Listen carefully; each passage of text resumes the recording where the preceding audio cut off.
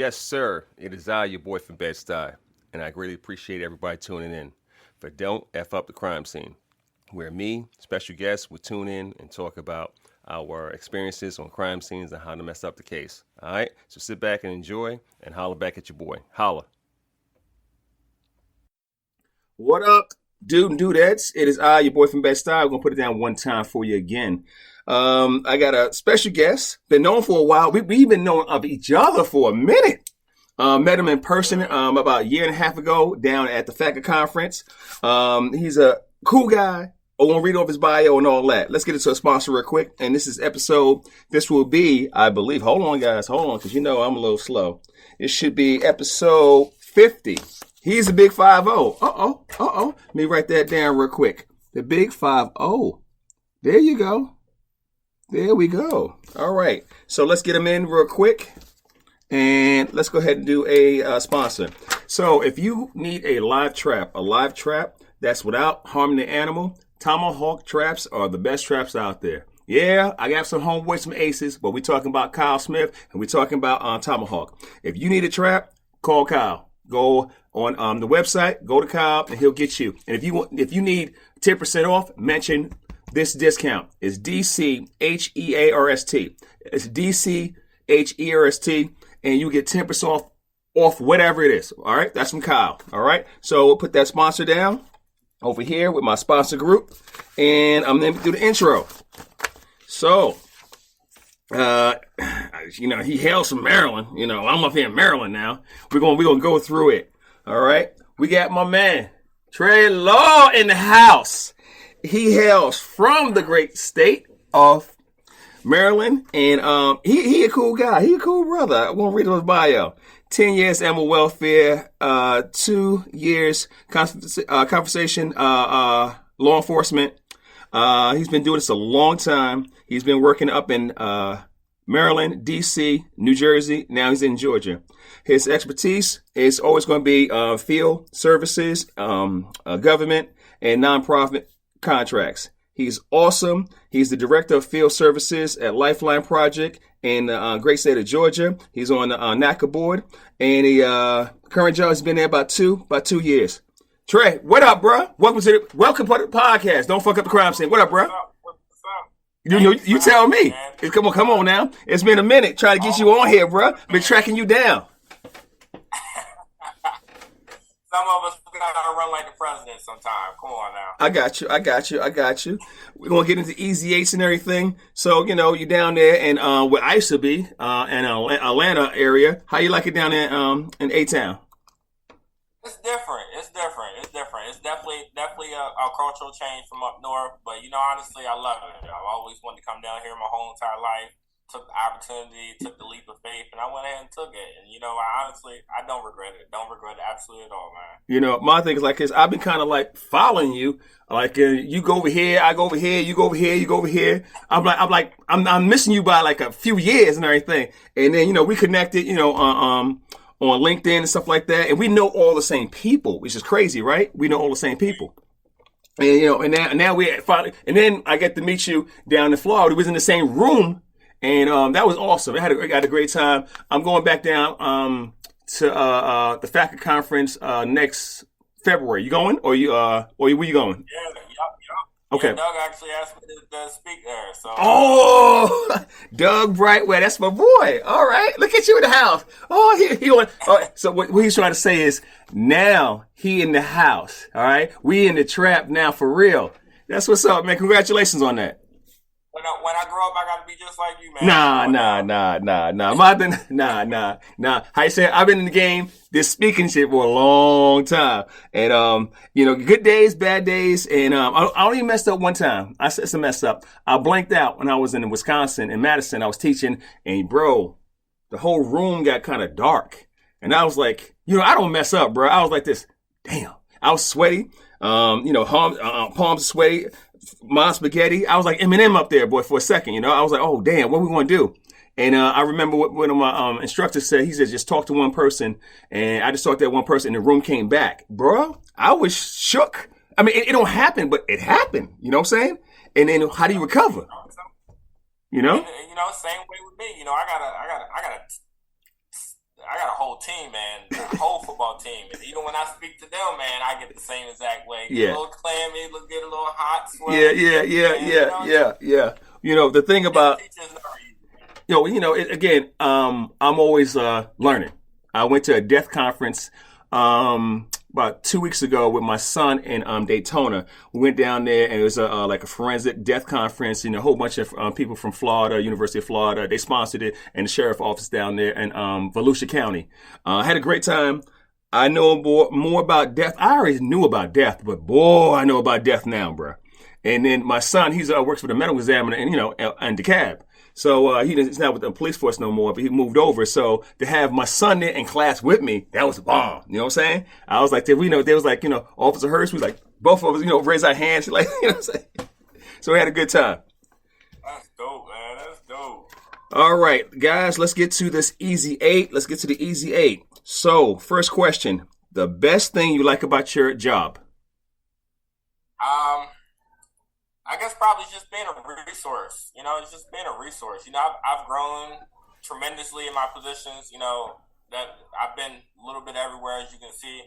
And honestly, it's just being that resource to everyone. A lot of people, even from my old job, still call me, ask me, hey, I got this going on. How would you handle it? And the same thing with my officers. My officers highly, rely on me and my expertise. Mm-hmm. And it gives me a great deal of confidence because, not only they feel confident that I know the information, but it helps me be confident in providing the information. I love that answer. Been the type, professional development is always my thing, so I'm always willing to learn. But I'm always willing to teach as well. So. My thing is what all the experience you have, with conservation, working for so many different municipalities, you got a lot of experience, bro. And, like I said, Fulton County and, the Metro and everything, they should be really glad to have you, bro, because you bring a lot to the table. You know what I'm saying? Most definitely, especially coming from DC, man. DC is a very unique place to work in, man. It's very unique. That's honestly probably my second favorite place to work in is honestly DC. Atlanta, of course, is my first.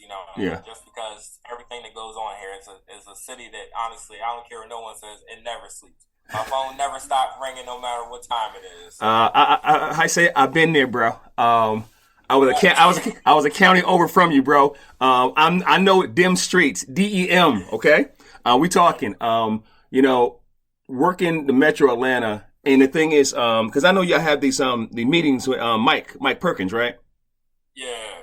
And it's good to have those meetings to get different resources and pull in stuff like that and ideas and meeting with everybody because of MOUs and what if you need some help? You know what I'm saying? Because I know Mike is always there. You know what I'm saying?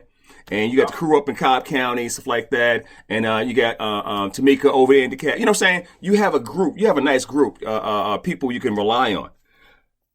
All right. The next one is, what's your favorite movie or book? My favorite movie.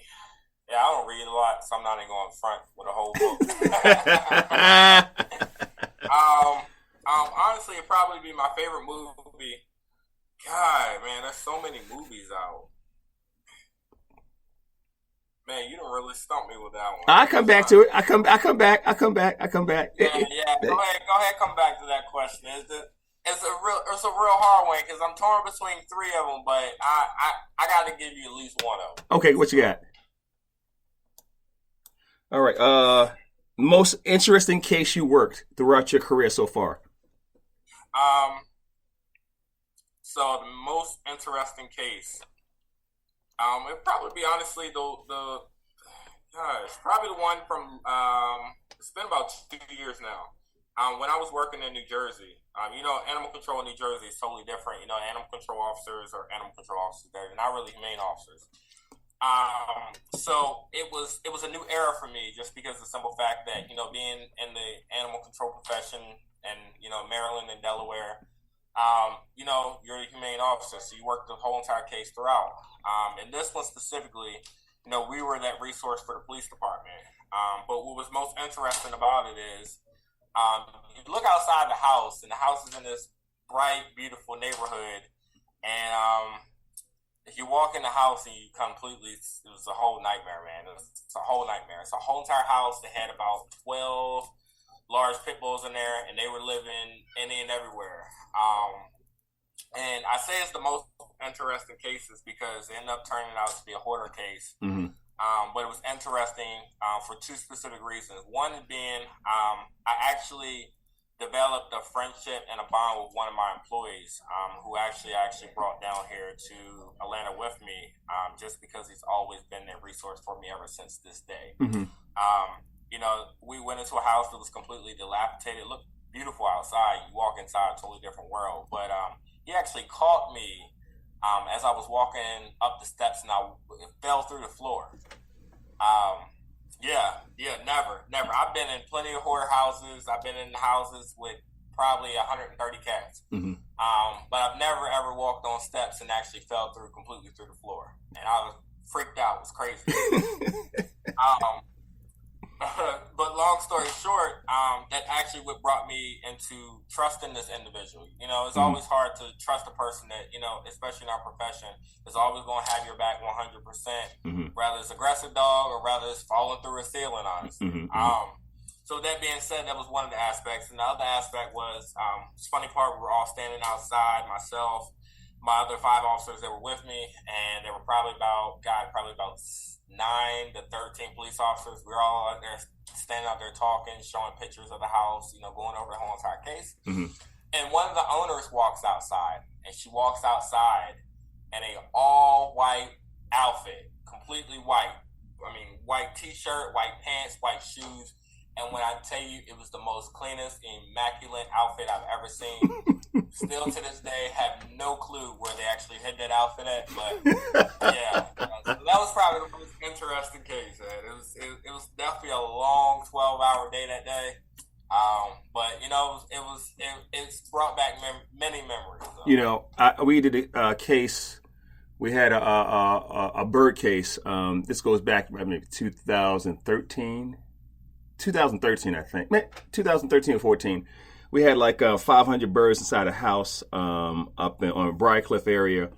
About 300 was alive, 200 was dead. We had maybe about 8 or 9, maybe 10, maybe 11 rooms we had to go through with birds. We had to call the fire department, had 2 engines to ventilate.